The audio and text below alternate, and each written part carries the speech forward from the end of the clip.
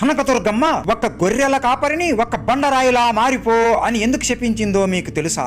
విజయవాడకు దగ్గరలో మొగలిరాజపురం అనే ఒక గ్రామం ఉంది. ఆ గ్రామం పక్కనే ఒక పెద్ద కొండ ఉంది. రాత్రి అయితే చాలు గట్టిగా గజ్జల శబ్దాలు అలాగే అరుపులు వినపడుతూ ఉండేవి. ఆ గ్రామంలో ఉన్న ప్రజలు అందరూ ఆ కొండ మీద దుర్గమ్మ వెలసింది అని భయపడుతూ ఆ కొండ వైపే వెళ్ళడానికి భయపడేవాళ్ళు. కానీ ఆ ఊరిలో ఉండే రామ అనే గొర్రెల కాపరి కొండ మీద ఉన్న అమ్మవారిని చూద్దామని ధైర్యం చేసి గొర్రెలను తీసుకుని కొండ ఎక్కుతాడు. అలా అతను పొద్దున్న అనగా కొండ ఎక్కడం మొదలు పెడతాడు. రాత్రి అవుతుంది, వర్షం భోరున పడుతూ ఉంటుంది. అతని దగ్గరికి ఎర్ర చీర కట్టుకుని ఒక అమ్మాయి వచ్చి ఈ సమయంలో ఎక్కడికి వెళుతున్నావు అని నవ్వుతూ అనగా, ఈ కొండ మీద ఎవరో అమ్మవారు వెలసింది అని మా గూడెం వాళ్ళు చెప్పారు, అందుకే ఆ అమ్మవారిని చూద్దాం అని వెళుతున్నా అని చెబుతాడు. ఆ అమ్మాయి నవ్వి అమ్మవారు కనబడితే ఏం చేస్తావు అని అడుగుతుంది.